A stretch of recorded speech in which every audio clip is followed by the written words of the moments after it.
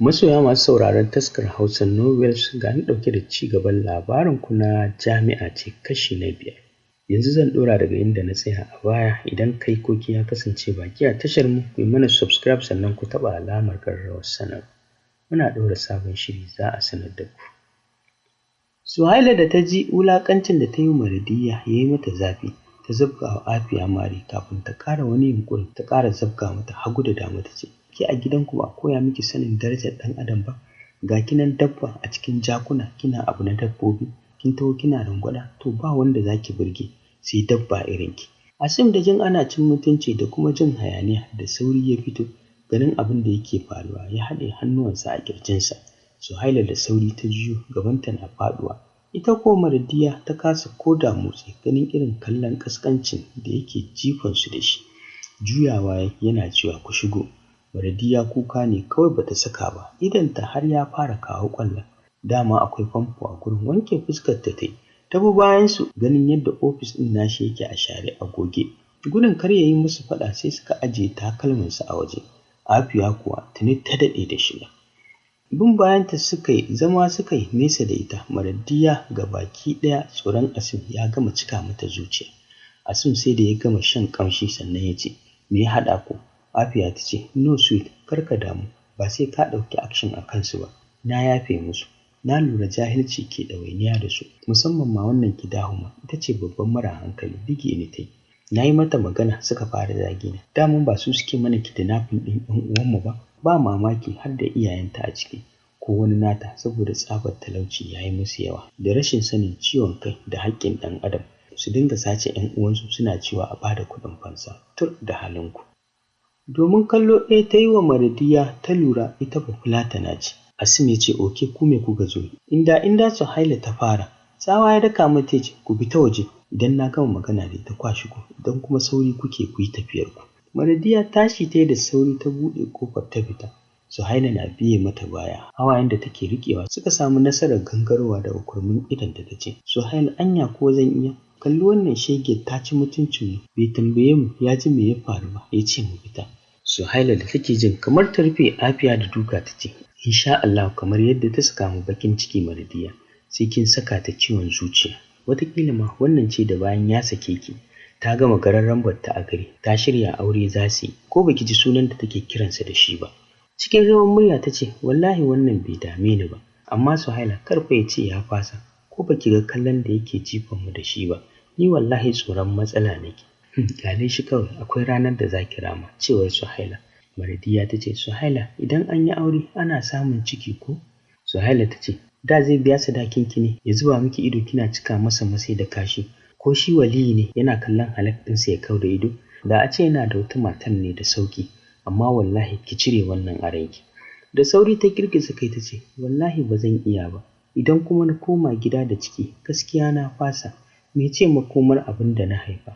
Suhaila da sauri ta ce, ke wasa nake miki, insha Allah sai kin zama ƙwararriyar likitan ƙashi. Bangaren Asim kuwa kallon Afiya ya ce, Afiya bai kamata kina zagin yaran su ba, ko ki kalle su ki ce mara hankali. Kin ji ki daina abin da kike, su ma mutane ne kamar mu. Idan kin ga mutum a cikin rana, ba wai hakan yana nufin Ubangiji baya son sa bane. Ok, na fahimta, ta faɗa tana ɗauke kanta daga kallonsa. Asim ya ce, Afiya, ba kya zancen aurenmu ko ba kya sona ne? Haɗe rai ta ce, sweet ina son Kamal, kawai ka san mu ba mu aure da wuri. Yanzu dai ba zan tauye ka ba, ka nemi wata ka aura ko don farin cikin momi. Idan lokacin aure na yayi sai ka sake ta. Rinsa ido yayi, wannan magana tana ɓata mai rai. Duk lokacin da ya tambaye ta yaushe za su yi aure, sai ta faɗa mai haka, amma sai ya danne ya ce, zan saka Muktar ya nemo ni. Wani murmushin mugunta ta yi da ta tuno da wani abu da sauri ta ce, wannan yarinyar ba mai a bayan nan ba, wacce na ce wa iyayenta yanki da nafi, ka aure ta mana. Kaga yarinya ce karama bata san yancin kanta ba, balle idan ka sake ta ta ce za ta kai kara ko ta faɗa wa iyayenta gaskiya, da ita za mu yi amfani wajen cikar burinmu. Iyayenta ba su da wata wayewa da za su ce ka cuci yarsu idan ka sallame ta, sai ka ɗan bata na ɓatarwa domin ta ɗan samu abin kashewa kafin ta samu miji ta yi wani auren.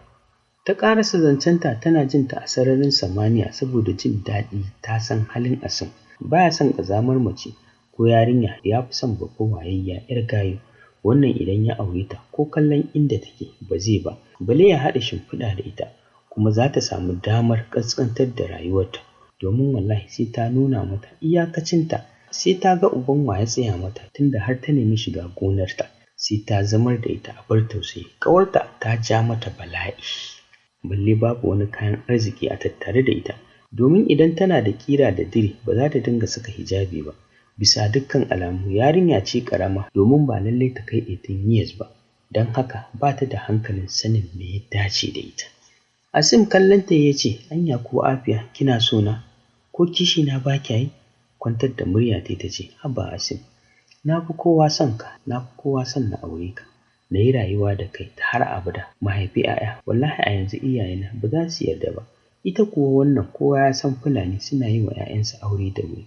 Ita ma wannan daga ka ta zo makaranta rasa mijin aure ta yi, domin wallahi kamar ta kakka raba ta da 'ya'ya 3, wasu ba tun suna shekara 12 ake musu aure, balle wannan da ba lallai ta kai 18 years ba. Ka san kowa da irin al'adarsu. Asim ya ce, haka ne, nan da shekara 3 ko? Ta ce mai tana tashi jin wayar tana ringin ta ce, sai mun yi waya zan tafi. Ok, Allah ya kai mu, ya faɗa yana kallon ta. Afiya ta ce, na kirawo maka su? Bar su, za ma su shigo idan sun ga kin fito. Wani murmushin mugunta ta yi, tana jin farin ciki a cikin zuciyarta ta ce, to, tana fita daga cikin ofis ɗin nasa. Da sauri Suhaila ta tashi Afiya wani kallo ta yi musu, tana dariya, musamman da ta tuna irin lalata rayuwar Mardiya da za ta yi. Domin ba mamaki wannan bakin cikin ya hana ta sakat. Abin takaici ne da hawan jini a ce da yarinyar da kai aure shekara 3 zuwa 2 a ce aure ya mutu. Kallon inda take basi ba suka shiga, bakinsu ɗauke da sallama. Zama suka yi, bai dago ya kalle su ba, hankalinsa yana kan laptop ɗinsa. Suhaila ce ta yi ƙarfin halin cewa, dama mun zo ne akan maganar nan. Idan za ka biya mata kuɗin makaranta da na jarabawar nan da ta rasa, ta amince ita 'yar scholarship ce, to gwamnatin jihar su da ta ɗauki nauyinsu ta ce kowa ya biya na gaba, daman farko za ta biya musu. Duk wannan bayanin da take bai ɗago ba, sai da ta kai ƙarshen zancen ta ya ce, ko ba damuwa, amma ita ta yi bayani da kanta, ba ta da baki ne? Da sauri ta kalle sa, ta kawar da idonta, ƙirjinta na dukan 3-3. Ba ta fiye son yin magana ba, ba za ta iya wannan bayanin ba, ba lalle ya gane Hausarta ba, domin dole wannan bayanin ta haɗa mai da Fulatanci. Ba ta iya Hausa sosai ba, su a cikin Fulanin ma a zaune suke a daji, ba su da wata wayewar rayuwa. Wannan karatun ma sai da aka kai ruwa rana, sannan Baffa ya yarda cewa ita ce ƙarama, ba za ta rusa mai tsarin gidansa ba. Kaf 'yan uwanta ba su kai kamar ta ba, an musu aure. Tunowa ta da Maude, gabanta ne ya faɗi, domin akwai alƙawarin aure a tsakaninsu. Dole Asim ya yi shaɗi in dai har ya amince da aurenta. Cikin rawar murya ta ce, za ka iya shaɗi?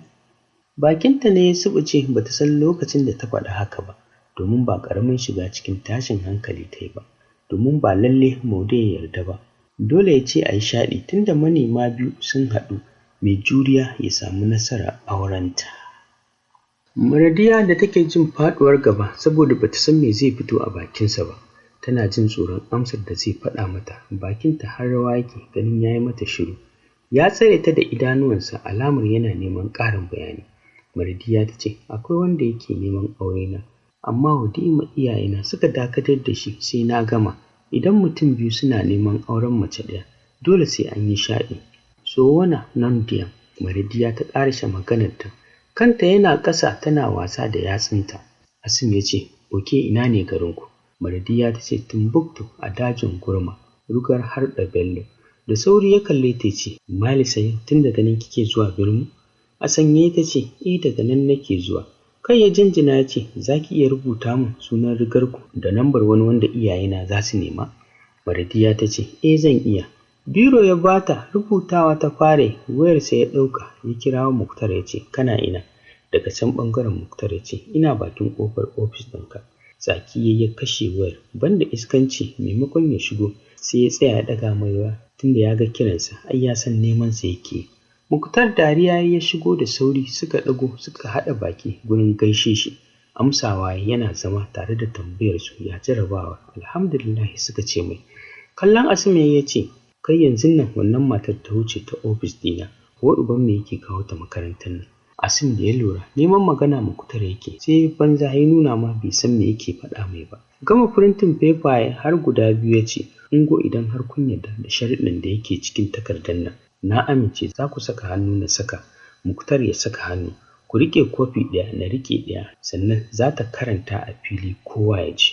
Jikinta a sanye Mardiya ta tashi ta amsa ta ajiye mai paper da ya bata. Zama ta kusa da Suhaila tana ƙura rubutun ido, ganin rubutun bibi take.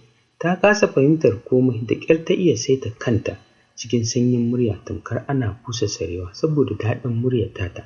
Ta ce, contract marriage, rubutu mai ɓaro-ɓaro a sama manya sai ƙasa ta fara da cewa, ni Asim El Bashir Mansur Ture zan biya wa Mardiya Haruna Jauro kuɗin makaranta har na tsawon shekaru 3. Za mu yi contract marriage na shekara 3. Idan shekara 3 ta yi zan sake ta, ta je ta auri wanda ta ga ya dace ta rayuwarta. Za ta kula da mahaifiyata, duk wani aiki da masu aikin gidanmu suke yi za ta yi, wannan shi ne aikinta, bayan shi babu wani abu da za ta ƙara yin. Idan shekara 3 ba ta cika ba ta ce ba za ta iya ba na sake ta, za ta biya ni kuɗin da na kashe mata. Wani mugun yawo ta haɗiye, aiki kuma wani irin aiki ne? Ta zata aure ne kawai za su yi da shi, za ta zauna a matsayin matarsa kawai kenan, a matsayin 'yar aiki ya ɗauke ta, ta yi mai aiki ya biya mata kuɗin makaranta. Kallon Suhaila ta yi, Suhaila da jikinta ya yi sanyi, amma ba komai, addu'a ba abin da ta bari, ta ce, saka hannu na saka. Tamkar wata doluwa ko sokuwa haka ta saka hannu, zuciyarta na yi mata wani irin bugu, hannunta na rawa. Mika wa Suhaila ta yi, ita ma ta saka hannun. Muktar ya saka, shi ma ya saka, sannan ya ce, ku je na sallame ku, ku riƙe wannan kwafi ɗin, zan riƙe wannan a hannuna. To ta ce tana ninke takardar, fita suka yi, jikinsu a sanye. Da sauri Muktar ya kulle ƙofar, ya dawo ya zauna ya ce, Asim, wannan wani irin cin mutunci ne, 'yar aiki ka ɗauke ta kenan ma? Asim cikin halin ko in kula ya ce, to bayan wannan wani amfani za ta yi? Aikin ma da na ba ta share-share ne da goge-goge. Kar ta sake ƙafafunta su shiga hanyar kicin ɗinmu. Wallahi akwai ranar da zan maimaita maka wannan maganar Asim. Ba a raina mace, kowace da irin baiwar da Allah ya bata. Kar ka zo kana neman hanyar da za ta amince da kai, na ce maka ni ma ban san hanyar ba, cewar Muktar. Asim ya ce, wa ni? Allah ya kiyaye, gaskiya Muktar ka cuce ni, me zan yi da wannan ƙwailar? Wallahi har ka saka zuciyata tana tashi. Ni na haɗa gado da wannan? Na ce na haɗa gado da wannan. Muktar ya ce, ka yi nisa ba ka jin kira wallahi, amma lokaci yana nan zuwa insha Allahu da za ka yi amai ka lashe zancenka. Ba na fatan ku rabu da Mardiya, fata nake naga har jikokinku. Asim dogon tsaki ya ja, ya ci gaba da aikin da yake gabansa. Wannan kenan. A gindin wata bishiya ta zauna, domin tafiya ma ta kasa yin ta. Zama tai tana sauke numfashi ta ce, Suhaila, gaskiya ba zan iya ba. Cin mutunci na zai dinga yana wulaƙanta ni. Ba ni da wani gata, 'yan uwana ba a nan suke ba. Shekara 3 ba kwana 3 ba ce. Dan Allah Mardiya ki tashi ki daina wannan zancen. Wallahi ba ai namijin da zai wulaƙanta ki ba. In har ina da raina, ki kyale sa, ba sai kin shiga sabgarsa ba, sannan zai wulaƙanta ki ba, cewar Suhaila. Tashi tai tana dafa ta, da sauri Mardiya ta rufe idonta sakamakon motar Afiya da ta dawo a guje ta fallasa musu ruwan da ya kwanta a gurin da suke. A hankali ta buɗe idonta, kayanta duk sun ɓaci, haka kayan Suhaila.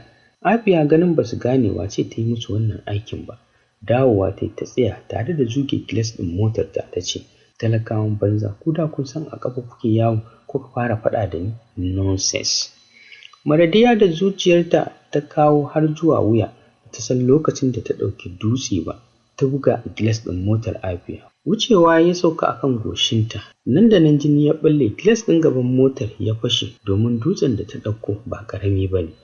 Ihu Afiya ta saki tare da rufe bakinta domin tuni bakinta ya kumbura har ta leɓanta sai da ya fashe. Da sauri Mardiya ta fita a guje, haka ma Suhaila, sai dai kafin su yi wani yunƙuri security sun rike su. Abdulwahab da yake kusa da gurin da sauri ya ƙaraso yana cewa, maza ku kai su gurin police, da yake akwai police station a cikin makarantar. Mardiya da ranta ya ɓaci ta ture hannun mutumin da ya rike ta, ta ce, cika ni da kaina zan kai kaina. Cikin tsawa Abdulrazak ya ce, wato ke ce mara kunyar ko? To za ki ci ubanki, yau za mu nuna miki shegin birni ya fi na ƙauye. Afiya fitowa ta da ƙyar, da sauri Abdulwahab ya rike ta yana cewa, duk wannan da suka yi miki sai mun biya, bara na kai ki asibiti. Kai kurum ta gyaɗa masa domin ba ta da bakin magana. Rike hannunta suka shiga cikin motarsa. Maradiya da Suhaila security suka ta sakiyarsu. Suna tafiya da sauri. Muktar da yake ƙoƙarin buɗe motarsa ya ce, ofisa me yake faruwa ne? Bala ofisa ya ce, wa'annan da kake gani 'yan ta'adda ne, tsagerin makarantar ne. Yau to kashinsu ya bushe, barin ma wannan mara kunya wata suka fasa wa kai. Da sauri Muktar ya rufe motarsa ya ce, subhanallah Suhaila me yasa kuka yi wannan gangancin? Suhaila ta ce, wallahi tun a ofis ɗin director ta ci mana mutunci, yanzu muna tsaye ni da Maradiya ta fallatsa mana ruwa kuma ta faɗa mana baƙaƙen maganganu. Shi ne ran Maradiya ya ɓaci ta jefa mata dutse. Wallahi ita ma da ta san haka za ta faru ba za ta jefa mata dutsen ba. Suhaila ta ƙarasa maganarta tana matsar ƙwallon. Maradiya kuwa banda da na sani babu abin da take. Muktar ya ce, a ofis ɗin Asim kuka haɗu? Kai Maradiya ta ɗaga mai. Muktar ya ce, ofisa ka sake su, wannan da kake gani ba ta da kirki. Halinta ne wallahi duk abin da aka ce min za ta aikata. Haushi ta ji don ta ji Asim zai yi aure, shine ta huce a kansu. Hadi ya ce, gaskiya Malam Muktar ba za mu iya sakin su ba, domin iya Abdulwahab ya san wannan magana ya tafi kai ta asibiti. Amma idan za ka biyo mu ka biya duk abin da ya kashe mata, shi kenan. Idan ta haƙura a kashe kes ɗin, idan ba ta haƙura ba mu hukunta su. Saboda da hukuma a cikin makarantar nan, duk girman mutum duk ɗaurin gindin mutum, idan aka kawo mana ƙararsa za mu hukunta shi daidai da abin da ya aikata.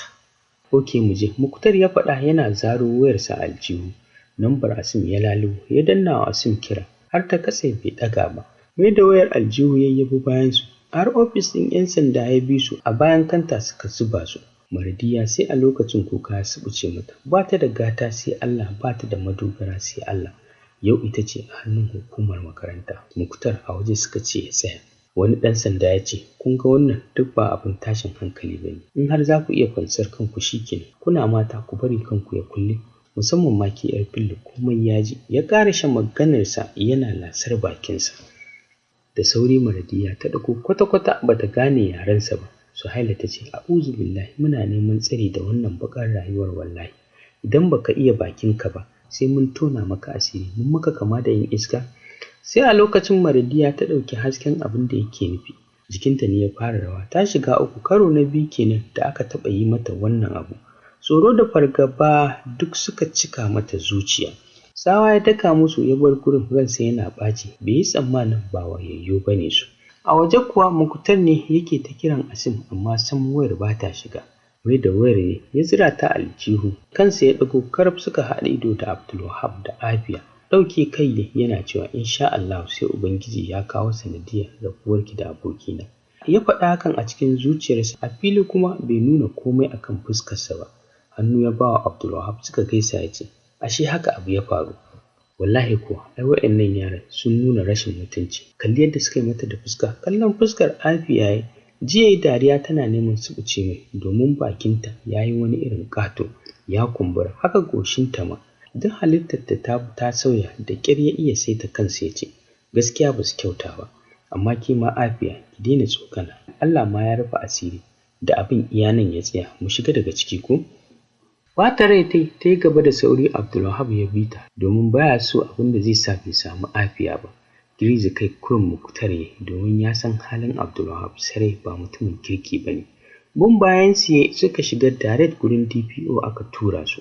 Gaisawa suka yi da su Muktar, sannan ya kalli Afiya ya ce, me ya faru har suka fasa miki mota da fuska? Cikin kissa ta ce, ina fakin kawai na ji ruwan dutse, ita wannan har cewa ta yi sai ta kashe ni. Ta ƙara shan maganarta tana nuna Maradiya. Da sauri Maradiya ta ce, ki ji tsoron Allah, wallahi yallaɓai ita ta fara yi mana, kuma ni ban san haka za ta faru ba. Da ban yi ba, tun a bakin ƙofar ofis ɗin darakta Asim take ci mana mutunci. DPO ya ce, ba ku san hanyar zuwa gurin hukuma ba ne da za ku ɗauki mataki a hannunku? Shiru suka yi. Hankalin Maradiya a tashe yake. Tsoronta ɗaya kar a ce a gurin nan za su kwana, gobe suna da jarabawa. A nan zan dakata masu sauraro, sai mu haɗu da ku a shirinmu na gaba domin jin yadda za ta kaya a wannan labarin naku na jami'a ce wanda Yasmin ta wallafa yake zuwa muku a taskar Hausa Novels. Idan kai ko ke ya kasance baki ne a tashar mu, yi mana subscribe da taɓa alamar ƙararrawa. Duk lokacin da muka ɗora sabon shiri za a sanar da ku. Sai mun haɗu masu sauraro.